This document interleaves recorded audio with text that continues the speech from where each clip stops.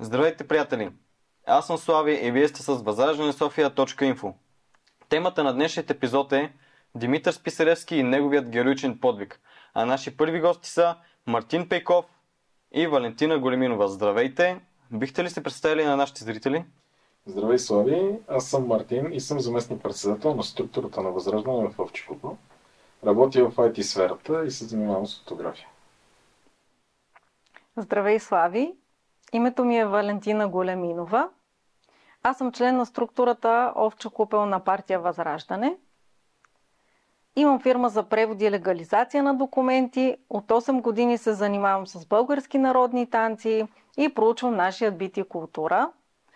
От една година снимаме с Марти YouTube канал. Пътешестваме в България и искаме да мотивираме хората да видят колко е красива нашата родина и да посетят исторически и археологически обекти от нея. Това е страхотно. Линк към техният YouTube канал ще има долу в описанието. Както знаете, навършват се 80 години от бомбардировките над нашата столица. Можете ли да ми разкажете малко повече за темата? Как се стига до въпросните бомбардировки? Какво всъщност се случва? До въпросните бомбардировки се стига след като в началото на 1941 година Богдан Филов подписва споразумение с Тристранния пакт, като по този начин България влиза във Втората световна война. Към края на годината символично обявяваме война на Америка и Великобритания. Символично, тъй като до този момент се е смятало, че ние сме прекалено далече, за да бъдем засегнати от каквито и да е въздушни удари.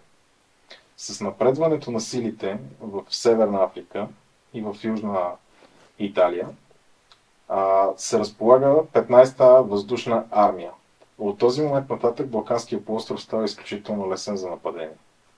По време на бомбардировките над София, които започват в края на 1943 година, са загинали над 4200 души, 4700 са ранените и над 12 000 сгради са разрушени.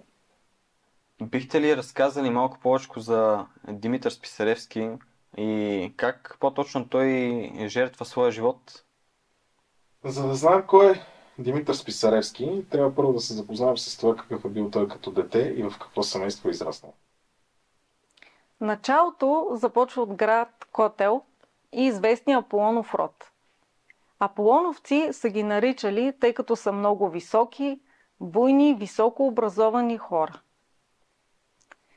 Най-известните предци на Димитър Списаревски са Неофит Бозвели и списовачът Панайот Хаджи Добрев, който е биограф на Георги Сава Раковски. Списовач и оттам идва името Списаревски. 6 са братята, като един от най-отявлените е Добри Списаревски, или това е дядото на Димитър. Добри Списаревски учи в Одеса, след като се завръща в България, става адвокат в Добруджа. По това време Добруджа е командвана от румънски войски. Под румънско командване е била. Синът на Добри, Светозар, е баща на Димитър Списаревски. Той работи като данъчен инспектор в Добрич. Една вечер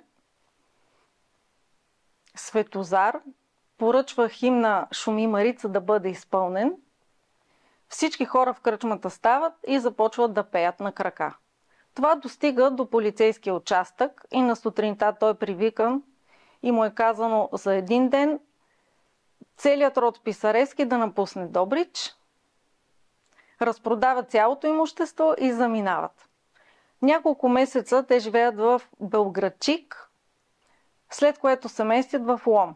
Там си купуват къща и в Лом израства Димитър Списаревски като едно свободолюбиво и радостно дете. На бащата Светозар е предложен да стане данъчен инспектор в София. Семейството отново продава всичко в Лом и се мести в столицата. Къщата, в която са живяли, е на улица Хан Аспарух. Тя всъщност е пряка на Витошка. Искам малко повече вече да разкажа за мечтата на Димитър Списаревски да лети. Той се записва във втора мъжка езикова гимназия цар Борис III. Там тренира бокс, плуване, играе в футбол. Той е борец и се занимава с борба. Във втора мъжка езикова гимназия има кръжок по авиация. Той се записва там. И така се ражда неговата мечта да бъде летец-изтребител. Продължава своето образование в военната академия. 2 пъти е хванат да преписва. Изключително са били строги правилата по това време. Той преписва по италиански език и военна история, след което го изключват от училището. Но на парада на 6 май лично връчва писмо до цар Борис III да бъде възстановен. За радост царя удовлетворява неговата молба и Списаревски се връща във военното училище. След това се записва във военно-въздушните сили и като един от най-добрите изявени юнкери го изпращат в Германия. Да се учи от най-добрите летци-изтребители в света. Дори негов инструктор е от Академията на Манфред фон Рихтхофен, асът на асовете за всички времена, който е герой от Първа световна война. Димитър Списаревски се учи от най-добрите, след което е откомандирован и се връща в София. Лети с Доган и с изтребител Месершмит. Много е голяма неговата подготовка и мечта да лети, да брани небето над София. Но не щеш ли вече идва времето на декември 1943 година, когато е първият му боен полет и той ще защити София с цената на своя живот с таранът, който извършва. И остава в историята като живата торпила Димитър Списаревски.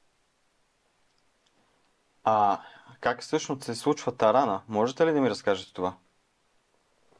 През сутринта на 20 декември 1943 година група от 150 бомбардировача Б-24 Liberator, охранявани от 50 изтребителя Lightning, се насочват към София. Нашите изтребители са 36 срещу 200. Целта на нашите пилоти е да отклонят атаката край полетата около София и там бомбардировачите да пуснат своите бомби. Успявайки да се откъсна от 2 изтребителя, които преследват Списаревски, той вижда група от 16 бомбардировача. Насочва се към тях и сваля един от бомбардировачите. Получил повреди и останал без амуниции, решава, че по някакъв начин трябва да спре атаката и се врязва във водещия бомбардировач. По този начин отбива атаката. Всичко това, което ми казахте, е доста интересно, защото такава информация не може да се намери в интернет. Но аз имам един друг въпрос. Имате ли... били ли сте на лобното място на Димитър Списаревски? Знаете ли къде се намира то? И в какво състояние? Лобното място на капитан Димитър Списаревски се намира в село Долни Пасарел. Всеки един българин може да стигне до центъра на селото и за 2 км да се разходи по пътека в гората. Ние с Марти имахме една мечта да занесем цветя на лобното място на капитан Списаревски и заедно с младежката организация на Възраждане, с народни представители и членове на Възраждане осъществихме и тази наша мечта и благодарим на абсолютно всеки човек, който участва в нашата инициатива. До лобното място се стига по една пътека, но е в много лошо състояние, за което нека да разкаже повече Марти. За жалост, състоянието е окаяно, нищо, че е част от Лозенската екопътека. По целия път има паднали множество дървета и огромни храсти, които по време на снеговалеж падат върху пътя и затрудняват предвижването. Имахме моменти, в които трябваше да бутаме снега от дърветата, да пълзим под тях, да се катерим върху тях, а най-големият проблем беше една рекичка, върху която липсва мостче или каквото и да е нещо за преминаване. Представям си само, понеже виждам колко е труден терена, как само се прескача река с видеокамера. Изобщо не ми е известно как е станало това. А, има ли, близко ли е самото ловно място до някакво населено място? Има ли живущи наоколо? Да, има махала на Пасарел, която е изключително близо до ловното място. И тези хора в такива условия остават откъснати от пътя. Вероятно, може би нямаха и ток. Също така, ако се наложи да дойде линейка или някакъв такъв специализиран превоз, няма как да достигне до тях. Това изобщо не е добре, но общо взето такова е положението за жалост като цяло в нашата държава в момента.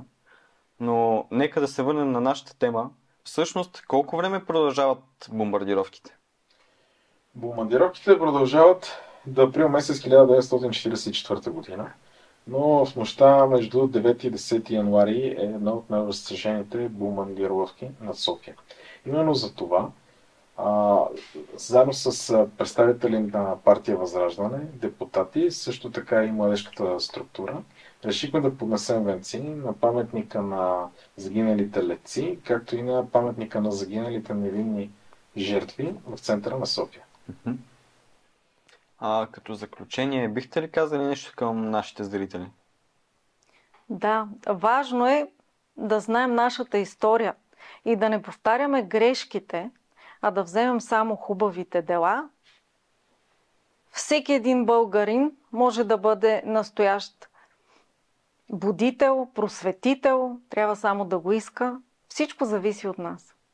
Скъпи приятели, трябва да уважаваме нашите предци, които са загинали за нас. А това, което са направили тези хора тук, е една чудесна инициатива, от които ние само може да взимаме пример. А ако искате да достигат до вас още такива видеа, харесайте видеото, абонирайте се за нашия YouTube канал и споделяйте, за да достигнат до повече хора. Чао и до нови срещи!